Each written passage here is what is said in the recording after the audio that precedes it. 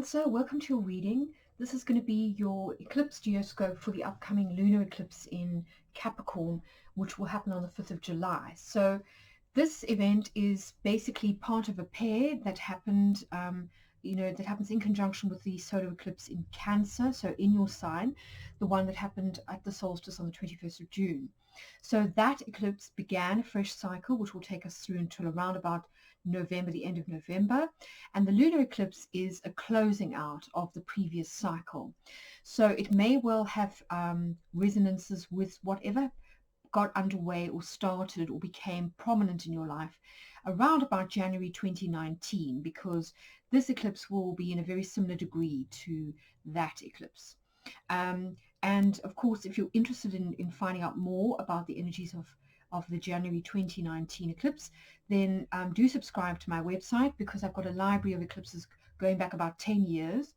And there's a wonderful written forecast that I did called the Song of Orpheus. So that might be of interest to you.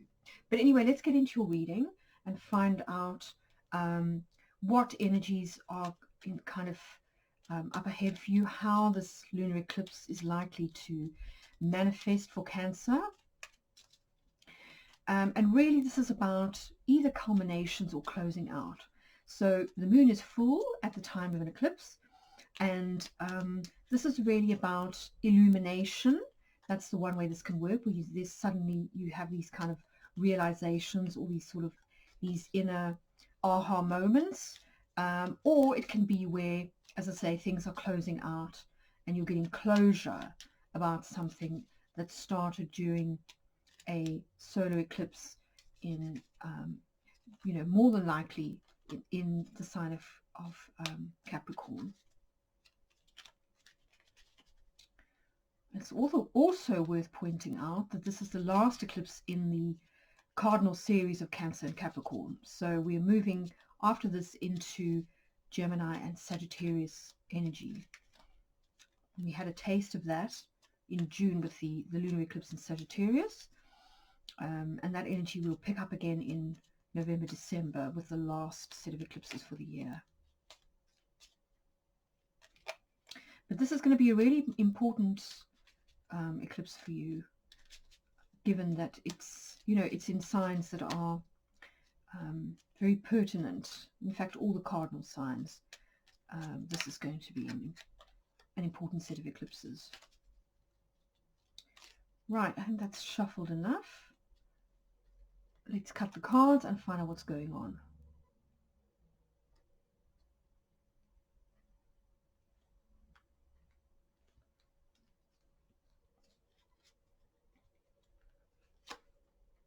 Wow. So wonderful, Cancer. Yes, as we go into this particular full moon energy, you're very keen on finding your happy, maintaining your happy, and just generally inviting more joy, grace, and flow into your life, which is wonderful. So this is Jupiter in Pisces energy, lovely watery energy, which jives very nicely with your own watery energy. And this is all about expansion and abundance within the field of emotions. So that's wonderful. Interesting. So we've got the opposite energy here. So this is Carcer. This is Saturn in the sign of Capricorn. So this is very much the energy of the lunar eclipse, in a sense. This is where the moon is going to be during the eclipse. So Carcer in your 4th house suggests that you are closing out a cycle, or that you are having to deal with some kind of restriction, limitation, or ending when it comes to matters to do with roots, family, your home, or your foundation. So this is essentially the house of Cancer, the 4th house. So it's something that you'll be very familiar with, and it will be very close to your heart, because of course Cancerians are homebodies, and they are very family orientated. They love food, anything to do with nourishment, motherhood, and so on. So this is almost daddy energy. That's probably the best way to see this. And it seems as though on some level, as I say, there's either having to contend with restrictions or limitations. So this could be realizing that your current home is too small for you, that you need more space, or it could be that you need space from family members, perhaps. Maybe you're feeling a little bit restricted or kind of claustrophobic when it comes to, lockdown, for example. Or it could be that there's something in this area that you feel that you need to master, where you kind of feel as though you need to exert self-discipline. You may need to discipline a child, for example, or it may be that you are needing to, to sort of master certain domestic skills yourself. Maybe this is kind of new to you. Maybe you're a new parent. Right, so this is your 7th house of partnerships, and here we've got Caput Draconis, the North Node.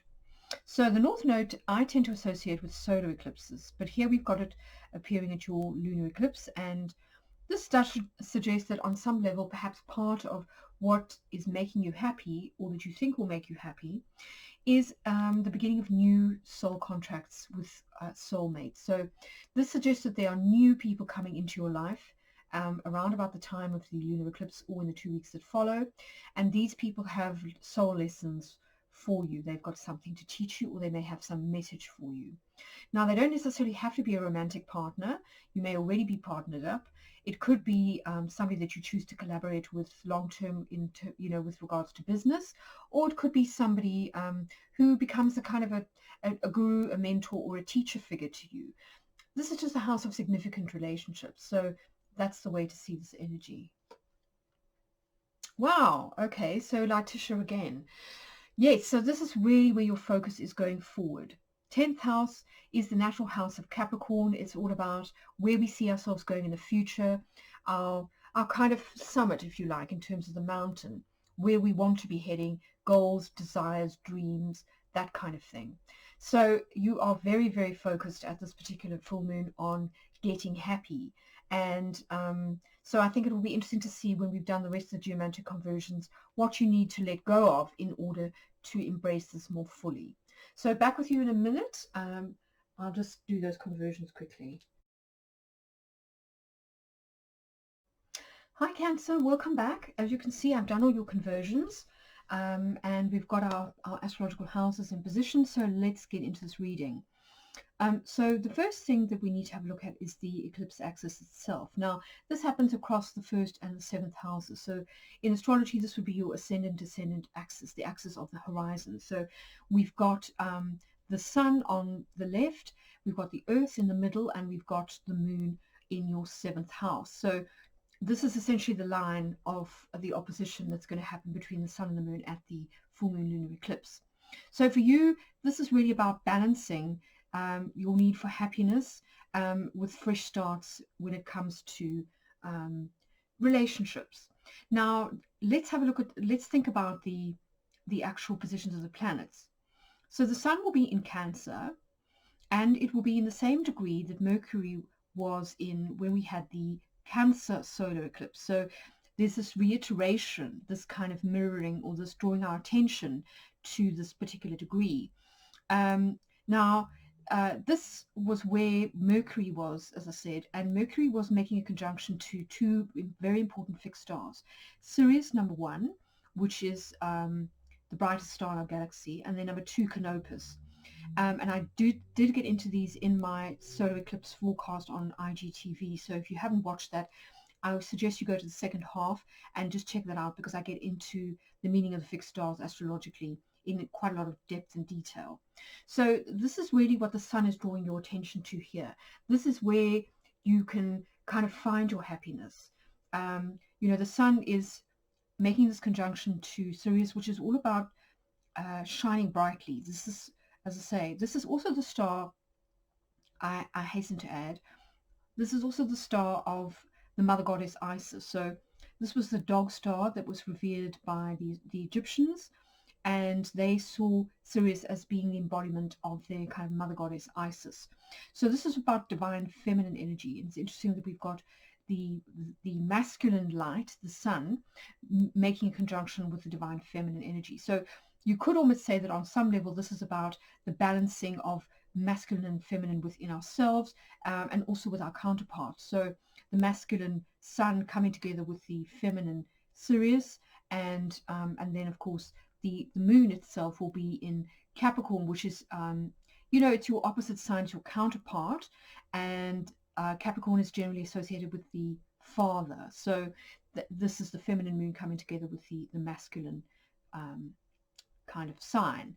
And interestingly enough, the moon will be making a conjunction to a fixed star called Vega. Now, Vega forms part of the constellation of the Lyra, and this is associated with Orpheus.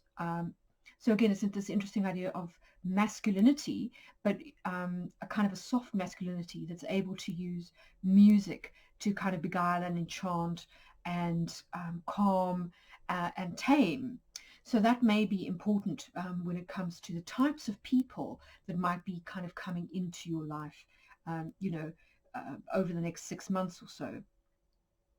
So those are kind of the important oppositions that we're working with. The other thing to say, of course, is that Mercury will be retrograde in Cancer at the time of this eclipse. So there will be a definite feeling of nostalgia of looking back, perhaps at childhood memories, kind of having these wonderful recollections of things that you'd forgotten about, going through the photo album, perhaps taking a tour down memory lane. Literally, you might decide you want to sort of travel to your family home and kind of visit it for old time's sake. That's of course if you're able to, given that quarantine restrictions are still in place in some countries. So with Mercury retrograde, there is this potential also to kind of re-envisage things, to sort of edit our stories, our personal stories, so that we see the silver lining, which is what Lightisha is all about. So that's the sun for you.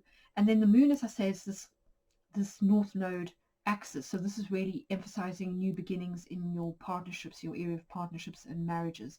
So it could be, as I say, people coming in, people that are kind of Orpheus-like, people who are creative, who are musicians, or who just have this kind of mesmerizing quality to them that just draws you to them.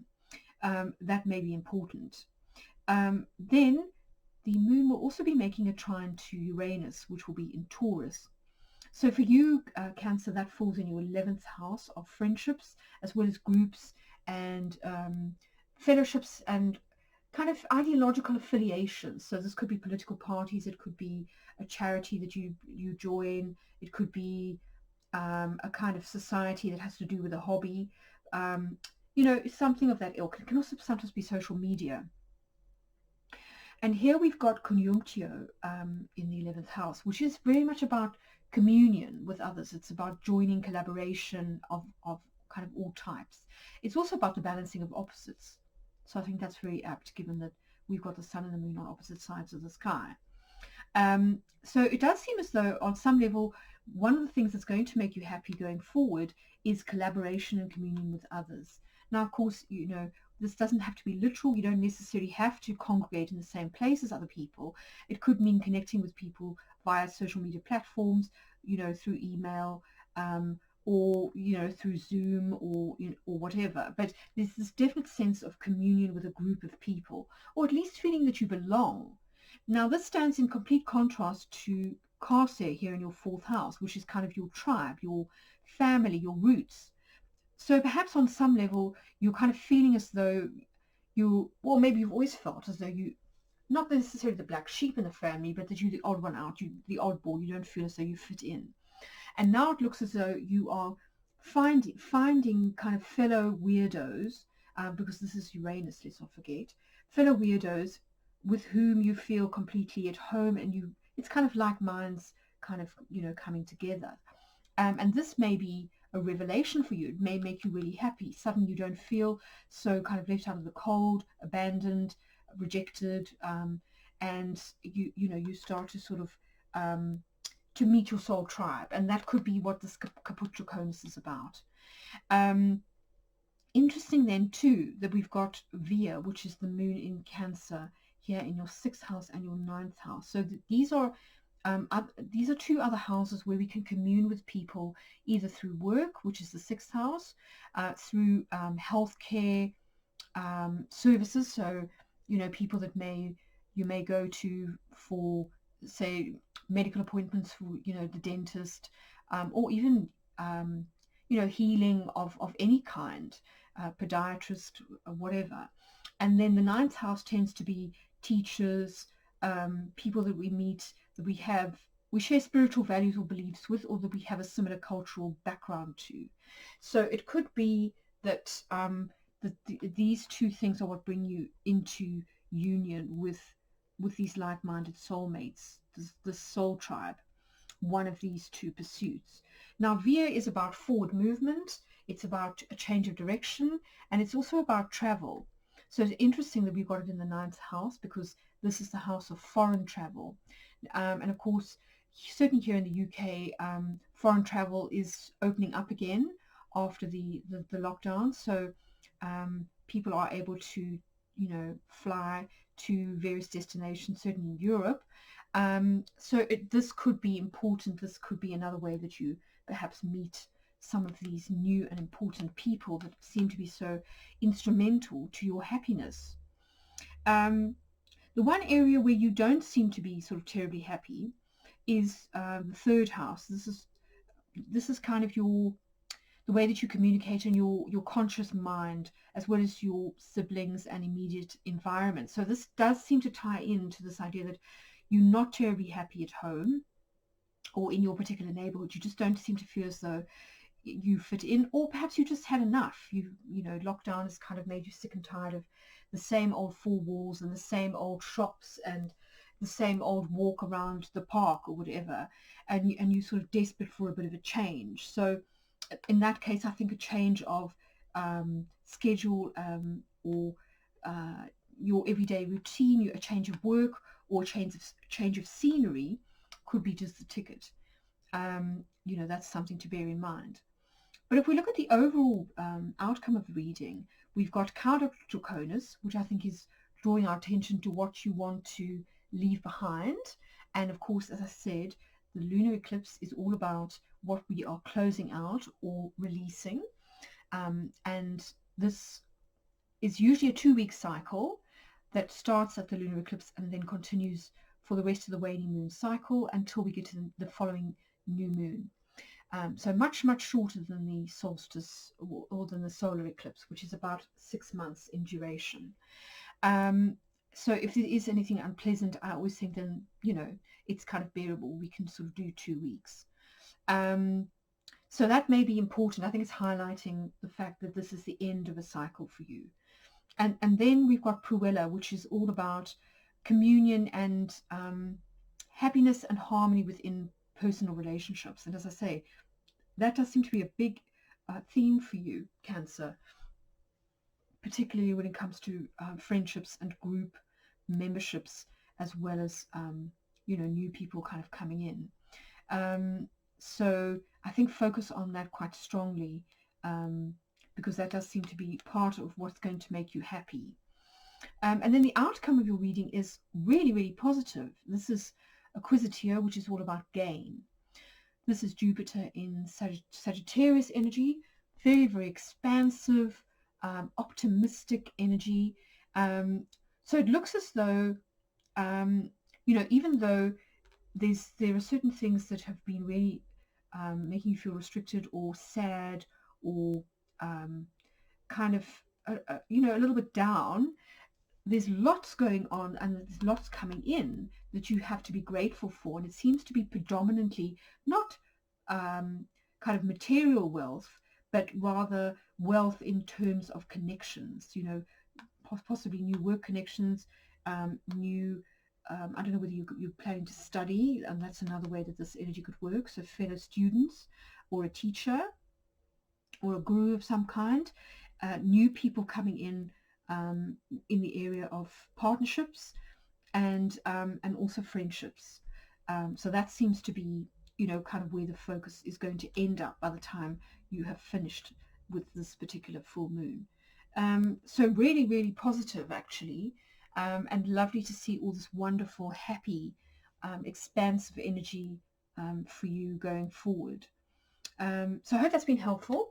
Do watch this in conjunction with the solstice geoscope that I did, the solar eclipse geoscope back in June, because the two, as I say, are as part of a pair. So you may see overlaps between these two things. And then also check out that video on IGTV, on my Instagram feed, because I think you might find that useful when it comes to all the fixed star stuff, because it certainly looks as though you're kind of ready to shine and to way show, and that may also be why these houses are kind of lit up for you.